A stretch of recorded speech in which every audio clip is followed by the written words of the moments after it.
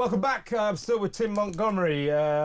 He formed Conservative Home, the Conservative Party's legendary website, and recently switched to Reform UK at the end of his tether with their terrible immigration policies, which we'll be dealing with later in the show. But what I want to talk to you about, Tim, now, the comedy film Mr. Starmer Goes to Washington. It turns out Keir wasn't, as he pledged he would be, the first European leader to meet Trump on his home territory, the new president in Washington. He was second after Macron. Macron saw him yesterday, of course. Now, he's going to Washington, and he's going to say, Mr. President, you asked all the European nations to step up to the plate and to raise their contributions to their defence budgets, the percentage of their GDPs to be spent on the military. Now, you said 5%. Well, I've got great news for you. What I've done, Mr. President, and try, sit yourself down, try not to reel back in shock and horror over this. I've set up a roadmap to possibly raise defence spending from 2.3% to 2.5% by 2027, to which I imagine Donald Trump might say, but I said 5%. And what do you mean, roadmap? Why don't you just do it? This is not exactly going to impress the hell out of the American president, is it? Probably not. And but part of this building we're in at the moment is House of the Times, and I was doing Times Radio a little while earlier, and the Times' Washington correspondent David Charter has heard that the White House is unimpressed with this. So you're right, Kevin, underwhelmed by it. I'd be a little bit more gracious. I think the Tories weren't able to do this. They promised to do it, but they cut defence spending when they were in office. And it's an interesting sort of historical fact. The Tories, over time, have cut defence spending much more than Labour actually did. So we're beginning to see a reversal of this policy of cuts. But you're right, it needs to go a lot further. But I don't think we should underestimate the opposition that will come from Labour backbenchers to this. So they're cutting back, I can't remember the percentage, they're cutting back aid budget from 0.5 to 0.3%. Yeah, so it's almost a direct sort of spending less on aid and more on defence. So the left of the Labour Party will hate that, and actually the Andrew Mitchell gang in the Tories won't like it. There's a lot of Tories. Well, I'm actually part of that Andrew Mitchell gang. I warn you now, it's not a very big gang. It's you and Andrew. Yeah. But I have actually seen that it's definitely true. There is a weight to the aid budget, but I don't want to be tugging your heartstrings too much. But there are people in the world today who are incredibly hungry and are vulnerable to diseases that we are protected from. And the British aid budget did make a difference in those areas. There's lots of government money that's misspent, but our aid budget did make a difference to an awful lot of lives. And I believe in strict control of immigration, but I think if we say we're going to control immigration and not allow people in from sort of war-torn or poverty-stricken parts of the world, we should at least be trying to help those people in those parts of the world. So I regret the cuts in the aid budget. Yeah, but don't you think that if he's got to find money from somewhere, that the foreign aid budget is as good as anything? Although I would suggest, how about sacking Ed Miliband, cancelling all this net zero claptrap, and you could save yourself tens of billions of pounds. And actually, within the aid budget, there's quite a lot of climate-related stuff that shouldn't be in the aid budget. My main candidate for cutting spending would be sickness benefits. There's been an explosion in the number of people on sickness benefits in the UK.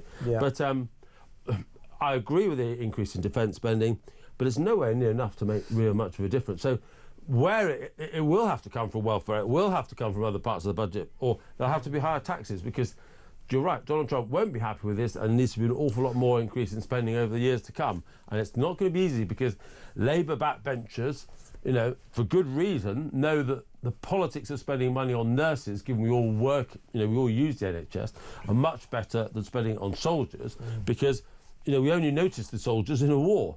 We notice an underfunding of the health service all the time. So the politics of this are tricky for Keir Starmer. And in terms of Starmer generally, he's trying to depict himself as a sort of statesman bestriding the world stage, forming a bridge between Europe and America, and so on and so forth. But I more than suspect this. I'm pretty certain. The other day, Donald Trump was asked, Donald, what Starmer's coming? Are you looking for? Why is he going? Very nice man. So Trump went, yeah, I don't know. He wants to come, so hey, he couldn't care less. I think that Donald Trump regards Keir Starmer quite accurately, in my view, as the same as the rest of those sclerotic, weak, woke EU leaders. They could not agree on the time of day. They never get anything done. They're weak. They're woke. And Starmer's contention that he's different from the rest of them, I don't think that holds water with President Trump. Do you? I don't, but I'm glad Trump is president. I think he's making a difference.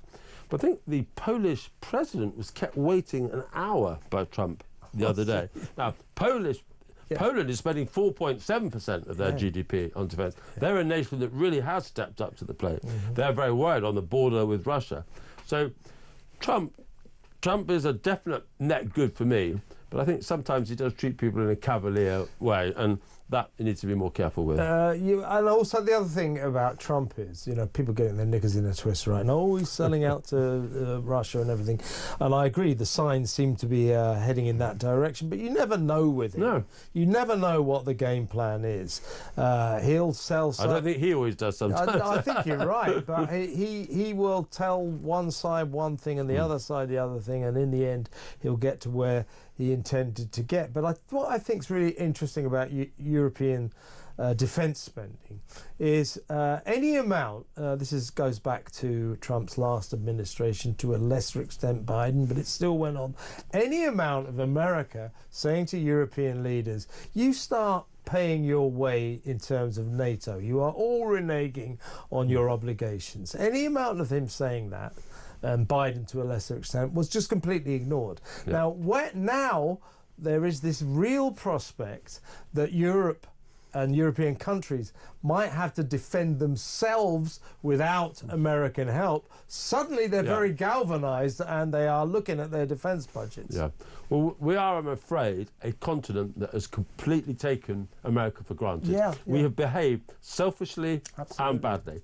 And Germany, the new, will be Chancellor soon, Friedrich Merz, the leader of the CDU, his criticism of America, the reason Germany has been able to have a lot more spending on welfare and investment in its car industry, which is then used to compete against America, is because it's been subsidised by America. The lack of gratitude for the American defence canopy that we've lived under for a long time is quite extraordinary, really. We are ultimately a dysfunctional continent that spends far too much money on welfare, far too much money on green nonsense, and don't control our borders.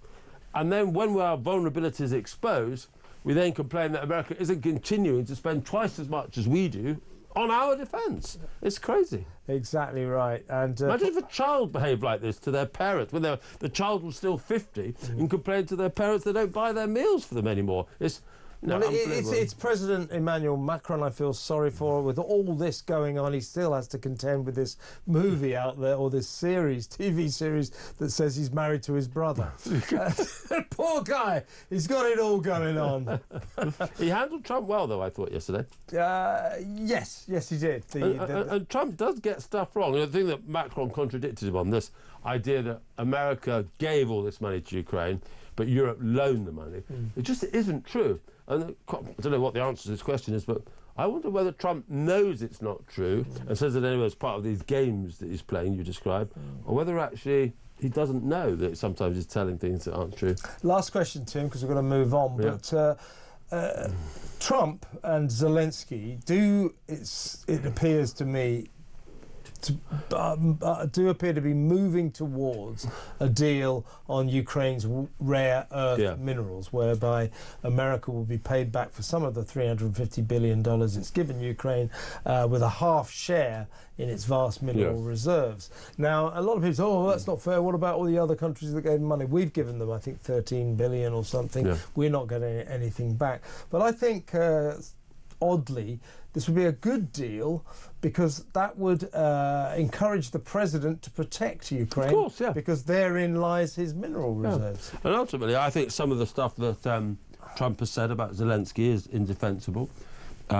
But ultimately, I think we are going to end up with an arrangement where America is heavily invested in Ukraine's defence and well-being. And that's not a bad place to be. I heard Malcolm Rifkin earlier on Ian Collins' show, and I mean, I've got a lot of time for Malcolm Rifkin, but shall we say he is very much in the mould of a traditional politician. And these traditional politicians, they are completely discombobulated by President Trump. Yep. They cannot get it. He's a disgrace, an absolute disgrace. No, he's not a disgrace. He's just different to what you expected. It's as simple as that. But he doesn't play by the rules. Exactly. But one thing is true. And they really revere the rules. They really, and sometimes, you know, our opponents don't play by the rules. Russia doesn't play by the rules. And you only beat them by being a bit surprising.